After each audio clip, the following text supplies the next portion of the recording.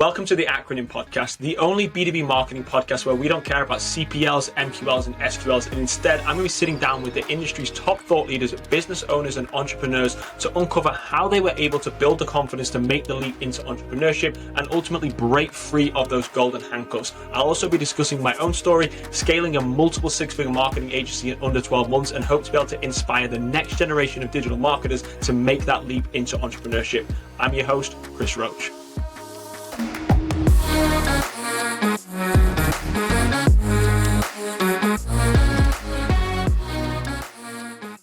Welcome to another episode of the Acronym Podcast. Today I'm going to be joined by Eric Hess, who is the co-founder of SocialSurge, a Midwestern-based marketing agency. They've scaled in the last 5 years to part-time, been able to jump into it full-time, and now have a team of 10 employees. It truly is an amazing story. I'll see you in the episode. Hey Eric, thanks for joining me. So excited to be able to jump into this episode with you and learn a little bit more about SocialSurge. If you don't mind, just kind of give us a little bit of an intro on your background and what it is exactly that SocialSurge does. Yeah, hey Chris, thanks for having me. I'm pumped to be here and do all this. A little bit about SocialSurge. So we're a digital marketing agency. There's a lot of them out there, but we really specialize just in a few different areas. Really anything social media related. Anything from completely being hands-on there, consulting, and anywhere in the middle, and then really anything website based. So web design, redesigns, maintenance, SEO, you kind of name it on that side, we do it as well. And then we're in a lesser capacity, we do ads and like email services as well, depending on the fit there. But yeah, that's in a nutshell. Very cool. There's a lot of services that you listed there, and for a lot of marketers out there that are thinking of starting their own agency, the advice I always give them is, don't offer too many services right off the bat. Make sure you get very, very good at one service and then expand it from there. Is that kind of what you found as you've grown your agency? Did you start off with a very much a core offering and then find you could expand it? Or did you start off right out the gate and said, hey, we do all of this, let us know what you need help with? Oh man, I wish I would have met you 6 years ago, Chris, because we did it the complete opposite way, and we offered everything. We were a full service, quote unquote, marketing agency with me and just my co-owner, us trying to do everything. And a lot of it was just like us learning on the way with a lot of that stuff too, and just like figuring out what was the best. So that was like one of our biggest just learning curves, was like, okay, trim all of this excess out that we just don't want to be doing or aren't experts at and like just shouldn't be doing. So to make a long story short, I would 100% agree with you and say really do one thing well, focus on that, and then expand from there if necessary. I mean, I don't think everyone even has to expand outside of that too. And that's, to be honest, that's what we found. I mean, we've done very much, we do demand generation marketing, which is basically we handle a lot of paid advertising. We don't do SEO, we don't do blog posts, we don't do anything outside of that. For us, it's just not our expertise, so we have never really had the need to break into that. But it's always been a question. It's like, hey, can you do this as well? And quite a lot say, no, actually, we'll refer them to someone like yourself. It's like, hey, like these guys can do this, and these are experts. These are the people that you need to work with, because it's to me, it's more important to become very, very good at one thing and then to start to really expand it from there. What kind of clients do you currently work with, when you are offering these services? Yeah, we do. I mean, we work with a lot of different clients, and this is something too, like we're working through refining even today. But like the businesses that we work with are typically doing at least a mil a year. More on the B2B side, we always stay away from like the food, beverage, hospitality side of things. It's just not our wheel well there. But yeah, it's a lot of more like the B2B, more kind of manufacturing, SaaS, like that kind of stuff that we really enjoy working with. And has that always been the case? Did you find that you had an ICP that you went after from the day one, or did that start to evolve as you got more experience? Honestly, we really like tumbled completely into like the healthcare or just the healthcare. I don't know if it's healthcare or health industry in general, but like a lot of like chiropractors, a lot of like insurance type companies, like a lot of that type of stuff. And we really ran with that for a while, and then kind of went more into manufacturing, and then we found that that's a really good industry for us to be in too. And then we found from a couple of other clients that like this is not a good industry for us, and we want to stay away from that there. But we found that just like an established company is a lot better for us, because we're not like a branding agency. We're not someone that's like super demand gen focused, kind of like yourself, where a lot of times newer startups need that like right away. So that's kind of where we've found our niche, and we just continue to really figure out exactly what that is for us. And I would imagine that the lifetime value of a larger business working with you is significantly larger than like someone like myself, where we work with Series A to Series C startups. Unfortunately, when you work with startups, some of them go out of business, in 18 months. Not all of them are still going to be with you in 5 years' time. Have you found that that's been the case? Because for me, there's a lot of marketers that come into this, they go, hey, I want to work with B2B SaaS companies because it's sexy. It's what everybody wants to do. But what you're saying is actually some of these industrial companies, they still need the services, but I would imagine that, you have much longer contract values with them.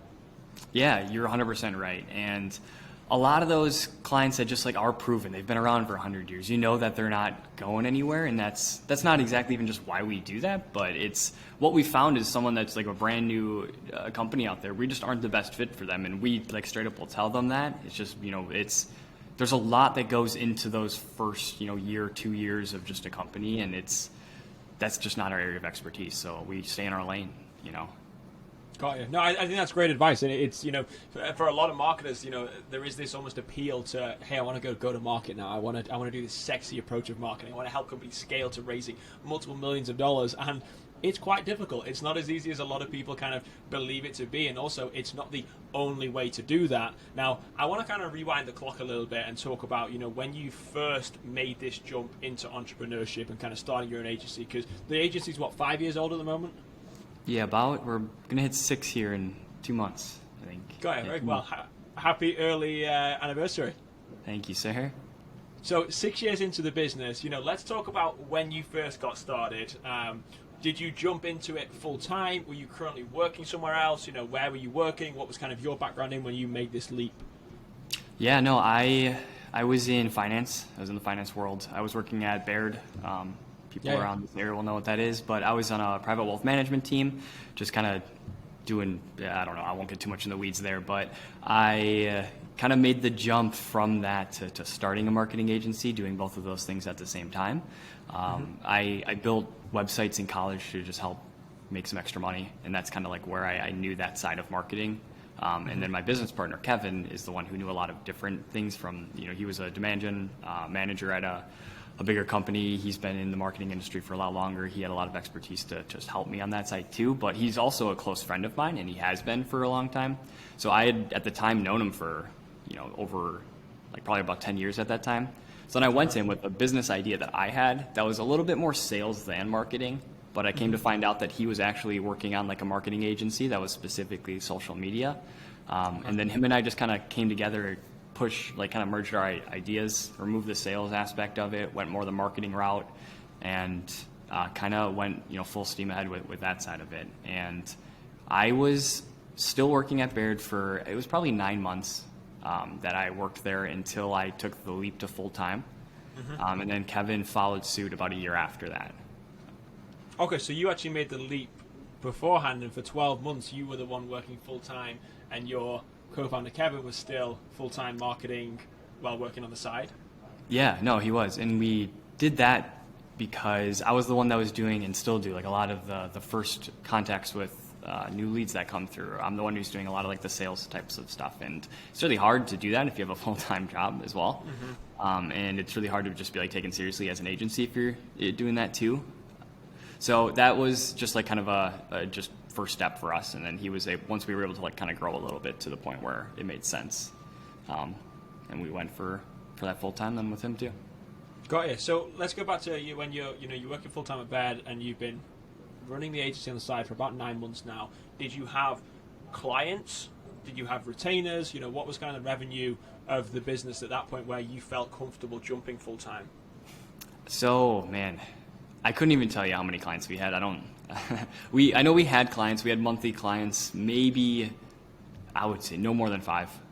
It was not enough money to like pay me. I didn't take a payment right away. Okay. So it was just something where I had money saved up. I was like, hey, like I want to make a true run at this, and I'm kind of more of the risk taker in general, just in Kevin and I's relationship. So I was like, hey, let me just like take a crack at this. Like I think that at that time I thought doing a lot of like cold sales was going to be the way that we would grow our business.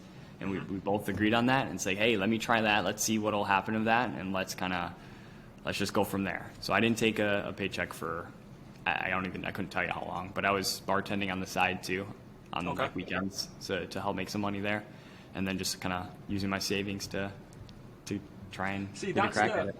that's the story that I feel is not publicly shown by enough companies. When you do get started, it's not like you just jump and say, hey, I'm going to start an agency and then I'm going to be able to do this, full time. There is this bridging the gap time frame. For me, I looked at it and said, listen, I'm going to give myself 6 months to basically match my income in terms of monthly income, or I'm going to go and find a job somewhere else. And at the time, I was making just over 6 figures. And I was like, if I can get to a point where I'm making somewhere between 8 to 10,000 a month after 6 months, I know I can do this as a long-term solution. And I also knew my expenses were around $3,000 a month. So I was like, worst case scenario, I'm making $3,000 a month. I can at least not lose any money doing this. But also there's that time opportunity cost of, if I do this for 6 years and I'm still making $3,000 a month, what's the point? I could have been making money somewhere else as well. So for me, it was that 6 months. Did you give yourself kind of a time frame that you were looking at to really make this work before you said or kind of pulled the plug on the project? Honestly, no. As much as me being an analytical person and and coming from the finance guy, I didn't have a strict this is the specific thing I need. Because to me, I was young. I was 23-ish. I was 23. I was living life. I was having fun, and I said, hey, this is going to just be something that I'm just going to take a crack at, try and do full time. And I had other ways of making money too, like bartending, and I did a bunch of eBay stuff and just other random little things too that got me by, and that's, to me, it was just I wanted to figure out exactly what that was. And I had a lot of growing to do too. And that grew me the hell up. Yeah, I find for first-time entrepreneurs making that leap, it's amazing how much you learn about yourself in that first 3 to 6 months, in terms of work ethic, in terms of kind of dedication, determination, and really management experience to be able to say, listen, I've got so many facets of the business. I'm literally wearing every hat right now. I've got to figure out how to do this. For you that made that jump full-time, how did that feel having someone that was also kind of part-time on that? Were you kind of waiting for Kevin to make that jump into it full-time? Were you encouraging him to make that jump, or you were aware of the fact that, listen, right now we can't support 2 salaries, so stay at the job until we get to that point where we can support that? That's where we were, is we basically said, hey, I'm going to do this for a little while. We're going to just kind of talk every month to 3 months to just figure out exactly what the next step is. And basically it ended up being we're going to try and get this to a point to where we can both take money out of the business, obviously, get paid.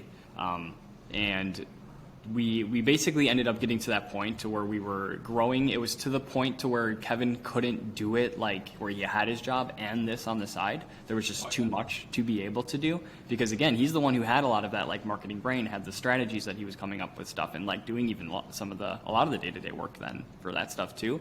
And I wasn't able to help out in a lot of those specific areas. So it got to the point to where we were there. It was actually, Kevin still didn't want to, and it's something that him and I will joke around about, is I basically gave him an ultimatum and said, hey, I don't know if this is going to work if you don't leave, man. I'm going to have to go out on my own if you don't take this jump with me here. And he's thankful for that now, but it could have turned out really bad too, And we actually, the next month after he quit, we lost our biggest client, which was about 33% of our income at the time. So that was pretty shitty, trying to figure out what to do after that too. Was there an immediate reaction of, shit, I'm going to go back and join my job? At that point, were you paying yourselves when you lost the biggest client? Yeah, we were. Not a lot, but enough to pay expenses, basically. Kevin was married too, so he was, kind of cool with that, and having double income there. But we didn't say this is going to fail or anything. We basically doubled down and said we need to work harder. And we need to figure out why, and just kind of every time we've ever lost a client, we don't just say, oh well. We sit there and say hey, what can we learn from this? What did we do wrong that actually made it to get to this point? And sometimes we come back and say honestly, it just wasn't a right fit, and we should have identified that earlier, or we didn't set goals right, and it was none of the services that we did wrong, but just more of the front end stuff. But yeah, I mean, and that's, we learn no matter what. That's a tremendous lesson for young marketers that are looking at starting their agency as well. Is that you're going to lose clients. It's a natural part of running a marketing agency is to have client churn, and not enough agency owners anticipate that. So they get to the point where it's if you're going out by yourself and say, listen, I can work with 4 clients. You get to 4 clients, and then you stop prospecting. And the problem is when you do that is that when one client leaves, you don't have this pipeline built up where you can be selective. You get into that kind of air of desperation where you've got to replace that client as soon as possible. And yes, there's a tremendous amount to learn from why a client is leaving you. You know, we do exit interviews with all of our clients that, you know, end up, a lot of them end up pausing accounts with us rather than necessarily leaving because of the nature of who we work with Series A startups. A lot of them say, listen, we're pausing until we hit our next round of funding. We're going to pause until the end of the year until we get that bridge loan that's coming in, you know, that bridge round of fundraising. A lot of it is based on fundraising rounds, and with today's economy especially, not everybody is able to raise, you know, funds in the time frame that they were 12 months ago. So we have that obviously going on a lot, and a lot of it, the questions we're asking is, you know, how can we improve? What would have made this a different experience for you? And sometimes there's nothing you can do. It's just kind of the way that it works out with clients. And, you know, it's a good lesson that a lot of marketers are going to experience as they start working with clients, because getting a client is very, very easy in my experience. Keeping them is the hard part. I 100% agree. And that's like one of the biggest things that we focus on is like, we don't focus a whole lot on getting new clients. We want to make sure our current clients are happy, that, you know, if that we do that, like they refer us out a lot, and we get a lot of new business that way. But, you know, the number one thing to us is just making sure that they are happy. They're, you know, we're focusing our time there versus, you know, selling or going out and doing a lot of other things like that. Yeah, absolutely. Well, let's kind of, you know, rewind to, you know, when you made that jump. I'm just curious, you know, did you always want to be an entrepreneur? Did you always have that kind of burning feeling inside of, I want to go out and be self-employed? You know, what made you realize, I mean, you're in finance at this point, you know, yes, you built, you know, some websites, you know, you have some background with it, but why not go and start a development agency? Why not go and start a website building agency? Like, what made you, first of all, make the leap into marketing, and second of all, what was it inside that made you really want to do that, and how long had you been kind of fighting those demons to go out on your own? Yeah, so I come from a family that just has owned business after generation, so it's kind of, I don't want to say it's in my blood because that just sounds weird, but like I learned a lot from my dad and just like seeing the things that he did and just like the mindset he had around everything. So I knew that it was always something that I was going to do.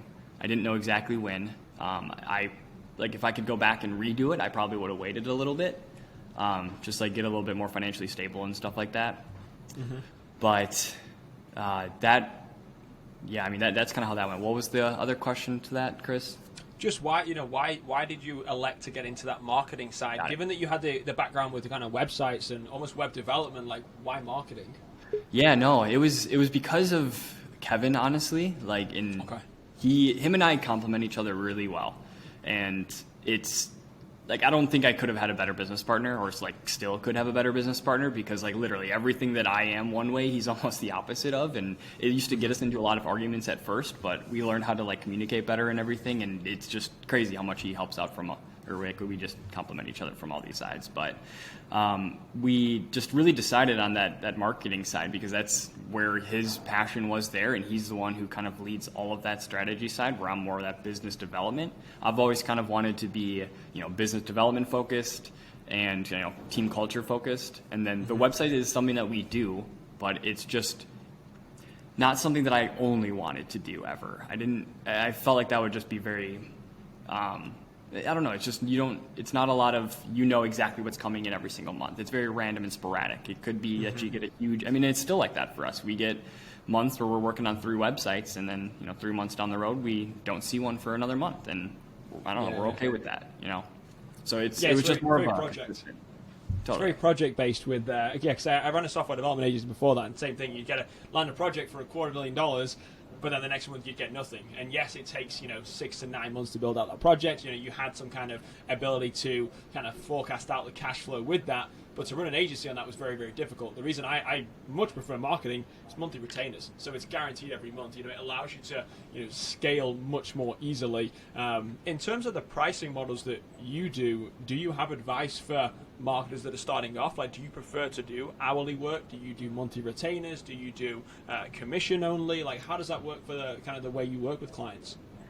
I think I mean, I'll have some advice to it, but I think it's really like person by person, because we've tried commission based before and we just didn't like it. Like it was, to make a long story short, like we did a lot of just awesome work for someone, and like, you know, sales don't always come right away, and like we didn't have it correctly like in our commissioned contract, to where all of these things that came through 9 months later, like then we had lost a client by then. And it's like, cool, you know, we were able to even just prove that all of that was a direct impact there. But Yeah. so that's, maybe it's just like that couple or those couple of experience that kind of left a bad taste in our mouth. But we do monthly retainers for most of the work that we do. We do that so it's predictable, so we're able to just like scale better and just like be able to know what's actually going to be happening. But then it's also, we know that we set that at a level to where we know we're going to be able to make an impact for someone. It's not always like this is the exact thing that you're getting every month. It's more about like the amount of time that we're going to be spending with them each month. And like to even add to the last question, like why not a just design agency or web design agency, is that we offer different services. It's not just one thing. So we know that we can make an impact in multiple different areas depending on like what exactly is needed at that specific time. So like we're able to really focus heavily on SEO one month, and maybe the next month we're kind of changing what the focus is a little bit. But like we're able to just kind of help out from a wide variety of things there. And then like, again, we set that base level of what that retainer is. And if we go over that, then we do hourly rates for that. But we give the clients a little bit of a break on that retainer amount too. So then we know consistency is easier for us, and we want them to be able to be rewarded for that too. Yeah, absolutely. I think for me, retainers are a no-brainer. I mean, that's the way every agency should be doing it. Hourly work is fine. I think a lot of earlier marketers are attracted by the fact you can charge $150, $200 an hour to do something, but at the same time, you got to track those hours. So every hour you work, you're only really, it's taking you an hour and 15 to track an hour's worth of work. So it's there is a little bit of an overflow with that for me was just not a good fit. I don't like to be held to a certain amount of hours that I have to work with a client in any given day or week. I like to have that flexibility. I did a couple of hourly projects at the beginning, and I just hated it. I remember I brought on a client, did 10 hours, made $1,500, and then fired them. I was like, this is just not a good fit for me. Like, this is either pay my retainer or don't. And they didn't want to. They wanted to keep on hourly. I said, listen, this just isn't a great fit for me. One of the things that you and Kevin have managed to solve, which is by no means an easy problem to solve, because there are very few agencies that actually manage to get to the point where you are at right now. You've scaled. You've brought on full-time employees underneath you. You've got past the point of just you and Kevin and maybe a subcontractor. I have a team of subcontractors right now. How did you get to that point where you said, let's bring on full-time employees and we want to build an actual team and a company rather than just yours and Kevin's business where you two work and you keep all the profits? Like, what was the attraction to doing that? Yeah, I mean, there's a lot that went into that decision too, because like that was a little bit of a point of friction, like for us trying to figure that out right away too, because we were kind of going back and forth, and one of us felt stronger one way, one of the other way on consultants, and just kind of going that way and using a lot of contractors for that, or contractors, not consultants, but then other kind of pushing more on that employee route, and we ended up kind of saying that we want to build a team and have team members, because it's not just with the contractor, you get the work that you want, that it's going to be good, all that kind of stuff, but there's nothing else outside of that. There's not the other things, like the ability to have them help out with other things that you may need help out with, just like team culture type things and a lot of other growing the business type things, processes, all these other things. And it's really nice to just be able to have that team to really just have a lot of different perspectives on a lot of different things, which sometimes they're out of their, like the hat that they should be wearing. They're wearing multiple hats. But we really just went that way, and we went that way earlier than we should have. And we took a little bit of a pay cut to hire our first full-time team member. And then we've always hired ahead of growth. And whether or not that's the right thing to do, we do that so then we're not sitting there and like incredibly swamped. Everyone's working too much. And then it's like, oh shit, we need to go hire. So we always do that early. And then with the big reason that we're just continuing to do that is just like to have a full team there to make sure that everyone enjoys what they're doing from that side. And to be able to just like build an entire ecosystem that we're able to do and have more offerings. So it's easy to have just kind of like one person running, being really, really good at something, but at the end of the day, like then that one person has to be working always. At the end of the day, like there's other things that we can be doing that aren't just like the day-to-day work. We're going to take a quick moment to pause this episode and thank our sponsors. Firstly, we've got the first sponsor, which is True Classic, the clothing company. As you all know from all of my content, I've been wearing True Classic for the last 18 months, and it truly is the staple of my wardrobe. What I find is that a lot of the clothes that I buy previously were all too baggy. They didn't fit right. The best part about True Classic, not only is it incredibly soft, but for those of you that have broader shoulders, that have larger arms, who just tend to be a little bit more athletic, the fit is absolutely amazing. It makes you look great. And a lot of people call these really the push-up bras for guys. I can tell you, when you wear these t-shirts, you look good. If you're interested in trying True Classic, there's going to be a link in the description of this episode. There's going to be my personal link, or you can go to trueclassics.com/thechrisroach. Go ahead, check out the store. I guarantee you, you will not be sorry if you start wearing True Classics. If you do end up purchasing them, please let me know what you purchased. I'm curious to hear feedback. Moving on to our second sponsor, which is the Independent Marketer, which is an online course and community that I've created to be able to teach digital marketers how to go out and break out of the golden handcuffs and ultimately launch either their own freelancing career or build it into their own digital marketing agency. In the description is going to be a link to that course. And as a thank you for listening to this podcast, there's going to be a special $100 discount on that course as well. If you do have any questions on that, please feel free to reach out to me directly or shoot me a message on LinkedIn. Back to the episode. So at what point did you realize you were ready to bring on that first employee? It sounds like you brought them on a little bit earlier. You had to take a pay cut to do that. Can you talk about not only the workload that yourself and Kevin had, but also revenue that you were at with the business, where you said, let's bring on a full-time employee to come and help and do this? And how confident were you in their ability to stay on as a full-time employee? Because right now, there's layoffs everywhere. I mean, anybody can hire somebody and let them go in a month's time. Anybody can hire somebody and let them go in 6 months. Every tech company in the world is proving just how unstable full-time jobs are. How confident were you in your ability to actually maintain that person? Was that a risk you were taking, or was it a case of, listen, I'm not going to take a pay cut right now until we get to the point where we're stable? Yeah. It was an interesting decision, and there's a lot to it, but we basically got to the point where we're doing so much that we couldn't focus on the other things to grow our business. And we were working with a lot of and we probably should have done it a little bit differently and maybe gotten rid of some of the clients that were taking too much of our time and we weren't charging enough and stuff like that. But we basically got to that point to where we did hire that person, and we got incredibly lucky. Maddie was our first full-time team member, and she's been here now. She just hit, it's 2 years and a month that she's been here. So it was in COVID, and we got really, really lucky that she was able to do as many things as well as she was able to. She complements me and Kevin really well too, and because she does a really good job of keeping us organized and on top of things. And something that I didn't really realize that was going to be as helpful as it was when it's me and Kevin, just us two, and no one else. It's you don't have to be really accountable to anyone else. You don't have to be show up every day if you don't need to. If you have a really light day, it's hey, you know what? I'm going to take it kind of easy today. But if you have someone a full-time just team member like that, both of us have to show up every day. We have to make sure that we're there, we're present, that we're giving our 100% and just setting the leading by example. And that right there, I think, is what really started our just snowball of growth that we've had.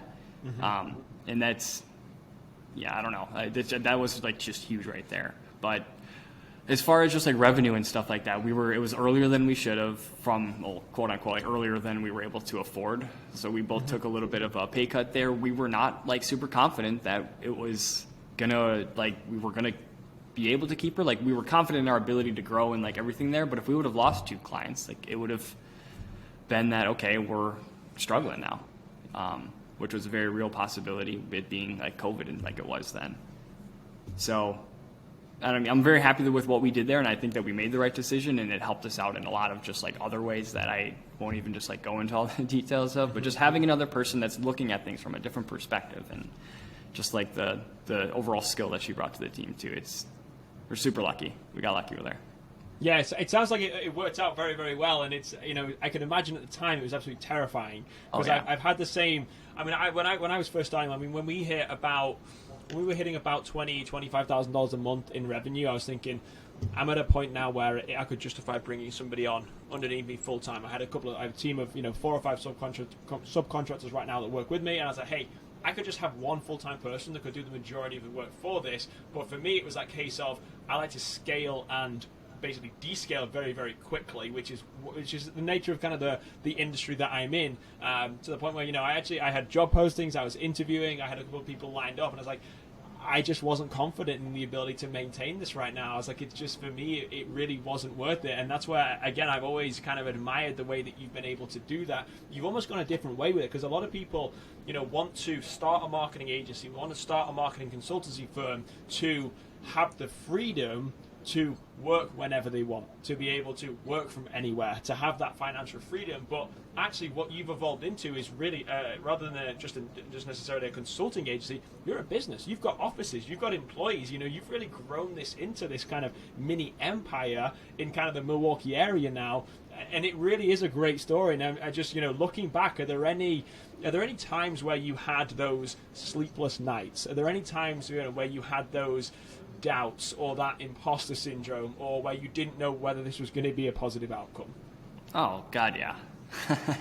I would say the first 3 years, there's just so much to it, and like imposter syndrome for sure, because this isn't my industry, so it's like talking to these people that are running Fortune 5, not Fortune 500, but publicly traded companies, that it's like, why are you listening to me?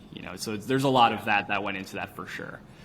But sleepless nights, absolutely, like literally and more figuratively, but like working so hard that sometimes that you literally needed to get something done, and some of that was self-induced, I'm sure. But I don't know, man. Like there was a lot to go into it to get to the point to where we feel comfortable with it, especially since Kevin and I didn't come from an agency background, and we didn't know how this should be running, and we continued to change up the way things were for the better, and just learning how to make sure that we're able to scale it. And we've just learned so much, and I'm sure going back and looking at what the hell we were doing 6 years ago, I would slap myself and just say what are you doing?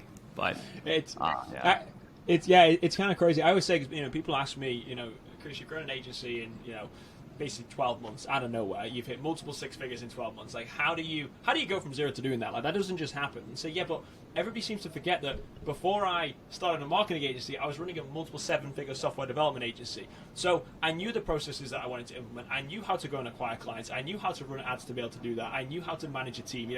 I had that agency background. So when I said, right, instead of offering software development now I'm going to go and offer digital marketing and demand generation, because that was what I am more passionate about, I was able to hit the ground running. But not everybody has that skill set to be able to do that, and it's something that you can either basically figure out for yourself, and you can spend 6 to 12 months figuring it out, 2 years figuring it out, or you work with someone that has that experience already and they can teach you how to do that. And it really depends on the situation that you're at, and really the speed that you need to be able to accomplish those things. When I was starting the software development agency, I had the time. I didn't need to be able to go and figure this out in 6 months. I had time to grow this. We were making a little bit of money already. When I joined the agency, we were doing just over 6 figures. When I left it, we were doing multiple 7 figures. So we had a little bit of runway to be able to figure that out. But sometimes it's almost a cheat to be able to go and actually find someone that's done that, pick their brain, learn how to go and do that. And that's exactly what I did with you. I tell the story frequently when I say, when I was starting Catalyst, I reached out to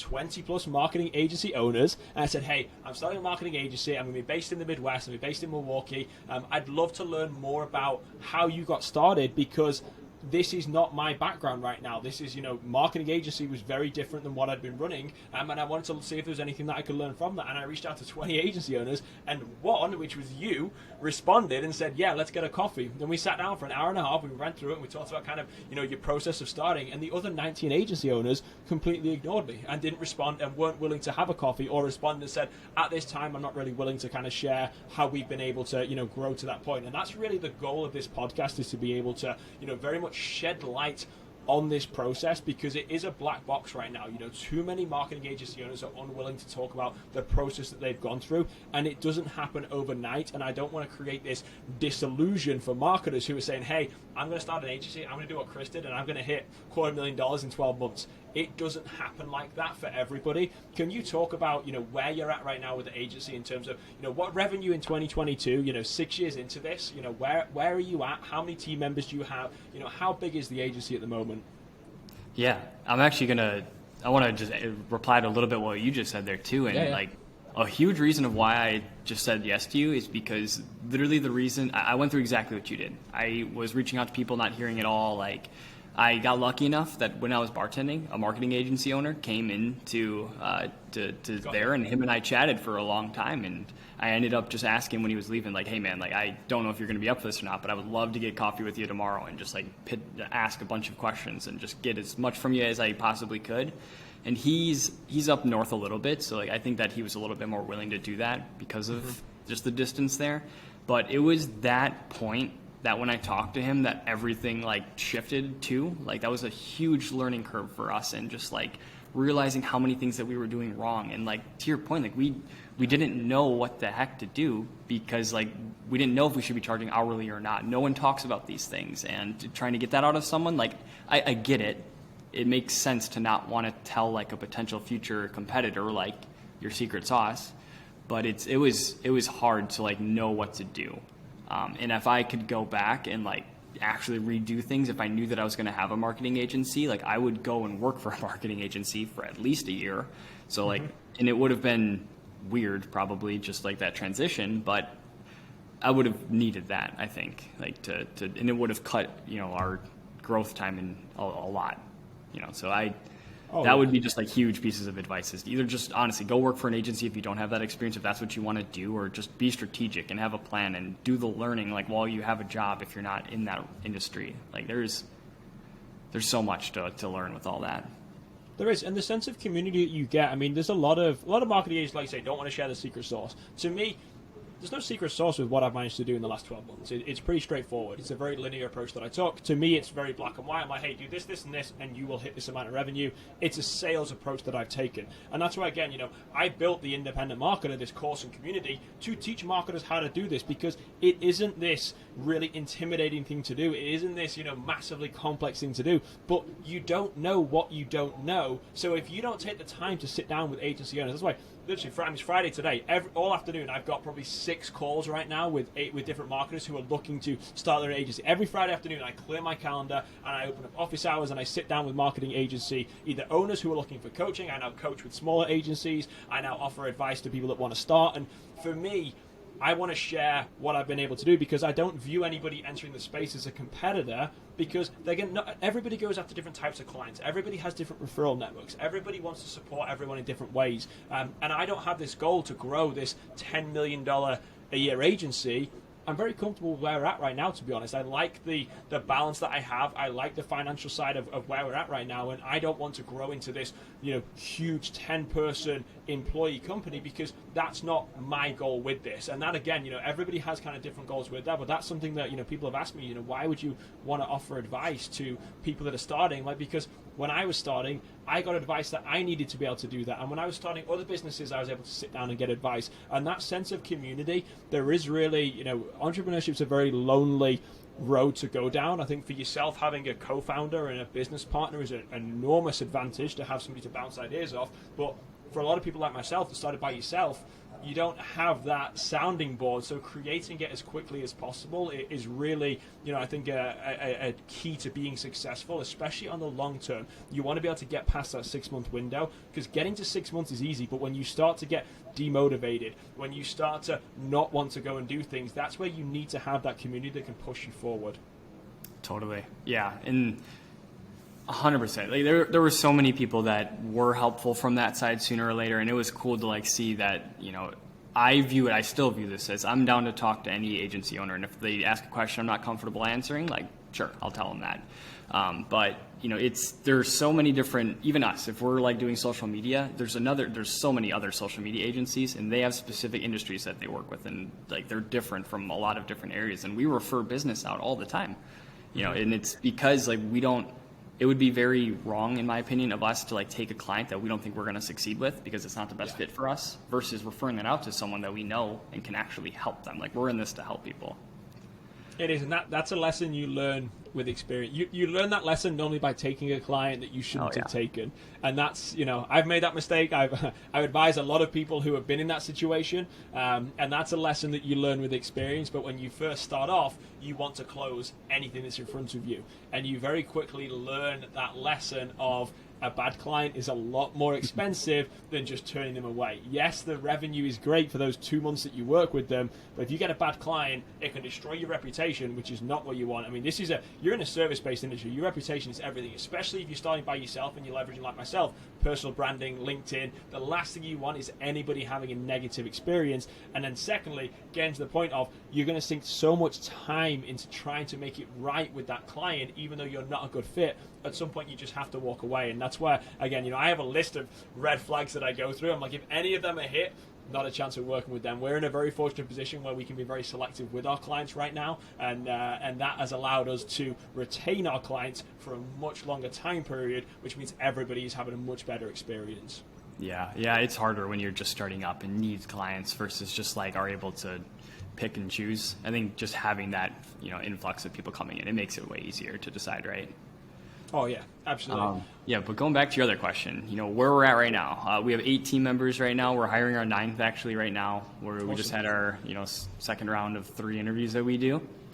We'll be having them come on hopefully here in February. The goal for the year is to, we're doing a lot around just like internal goals of making sure processes are nailed down, making sure that communication is good there. The goal actually is to bring on about 4 to 5 more team members here this year. And then just we're going to reevaluate after that too and just see where exactly we do want to continue to grow to. Like our goal right now isn't to stop anytime soon. Mm-hmm. But it's, I also don't want to get so big that I feel like we've lost our touch in a lot of the things that we do. And I don't think that we've got there yet because we're still, there's areas of opportunity on the team just overall, just since we offer multiple services. So we're working on getting to the point where we feel comfortable with that and everyone's at a good workload size and everything there. But we're doing well right now. That's awesome. And is the company completely self-funded, or did you raise capital to bring on people? No, it was 100% funded. Kind of like I mentioned, when you start a marketing agency, typically there's not a lot of overhead, which is nice. Yeah. Normally, and we just didn't see the need for it, especially since we had our full-time position still right away, and we're fine with taking it slower. And just we knew we had to learn a lot, so we used that time too to learn what's right, what's wrong, and everything from that side. Yeah, because I've seen it go both ways. And I've seen the negative sides when I've seen agencies that go and raise multiple millions of dollars. They go and hire like crazy. They've got all these, and they're offering these great salaries. They're attracting everybody, and then they can't keep up with the clients. And then the number of clients goes down, and then they lay everybody off. And then you have this, and then you completely tarnish your reputation in the industry by doing so. So again, really just kudos to you to be able to grow in that bootstrapped fashion. It's very difficult to do, and again, I know it. I've done it with a software development agency. It's very, very difficult to do. A lot of people say, "Oh, just go and raise money," and we've been offered capital in the last 12 months. I'm like, "Hey, we're not interested because I don't want to grow that big. There isn't going to be this exit for us. And we're a marketing agency. We don't have an exit plan. This is very much a lifestyle business. But to be able to do that for those that haven't gone through that experience, or maybe you're at a point where you're making money right now and you think about bringing somebody on and you're kind of questioning, should I go and raise money? It's very, very difficult to actually bootstrap to the point where you can get to 10 full-time members, or 9 at the moment, 9 full-time members, and then predicting a 50% increase in growth, year over year on team size. That really is a fantastic achievement to be able to go and do that. Yeah, totally. Yeah, and it is. I think that there's just pros and cons to both sides of it too, funding or not funding, and I think your better point there was just about the just reputation. We've literally, and recently I had someone reach out to me that was kind of coaching in that industry, and we don't really help that side of the world too much, but we did say to them hey, you have a really shitty Google review, just online reviews all over the place, and I don't know why, but it was to the point where it's honestly, you need to just stop what you have here, completely rebuild, and you're gonna thank yourself, because this is gonna be one hell of a hole to dig out of, and it's just truly not worth it. Yeah, it's once you've tarnished, especially with a personal brand, once you've tarnished your reputation, very, very difficult to get it back. That's honestly the negative of, or the risky side of running such a large personal brand. You connect to me on LinkedIn all the time on there. That's how we get all of our clients, is through my personal brand. But if you then go and you say something wrong, or you make a mistake or anything else, you really can tarnish the business. So you have to be very careful as you grow obviously a larger following. Hey, we are getting a little bit close on time now. We're kind of running out. We've got a couple of minutes left, so there's 2 questions that I really want to kind of wrap up things with. First question, what advice do you have to someone who is looking to start right now? Maybe who's just been laid off, maybe who is working full-time, is looking to transition, maybe they're not feeling stable with their current position, or they're just at a point where they're ready to kind of make that leap. What advice would you have to someone that's in that position? Yeah, I think it's just going to depend on where they're at, like in their own journey on it. But like I would say, just be strategic. Make sure that you do have a plan. Make sure that you're doing the learning that you need to do. Like if you still need to be doing that, especially if you already have a job, like in not that industry, like learn. And just like this industry is so fast paced and everything's changing constantly. Like you need to learn and you need to continue to learn. And if you're not going to be doing that when you're like not like over flooded with work already, like you're not going to do it later then too, and you're just going to not do well in the long run. Yeah, no, I think that's great advice. And then finally, for anyone that's listening to this podcast, perhaps who's interested in working for you, perhaps who's interested in working with you, where can they reach out to you? How can they get in contact? What's the best way for them to start a conversation with you?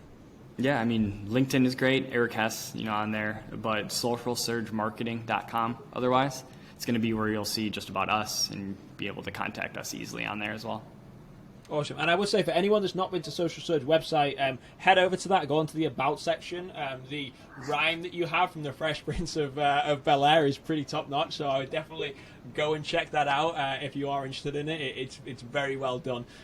Listen, Eric, it's been an absolute pleasure having you on the podcast. Really appreciate you taking the time to do this and sharing your background, such an inspirational story for a lot of marketers, especially young marketers, because at 22, 23 years old, you said, fuck it, we're going to give it a go and see what happens. And, really looking back now, I mean, what an achievement and what a story. So thank you very much for coming on. Yeah, thanks a lot, Chris. This has been great. And that concludes this episode. If you have any questions, please head into the comments where you'll find all of the available links. If you have any questions on our sponsors, all the links will be in the description. Please stay tuned for the next episode.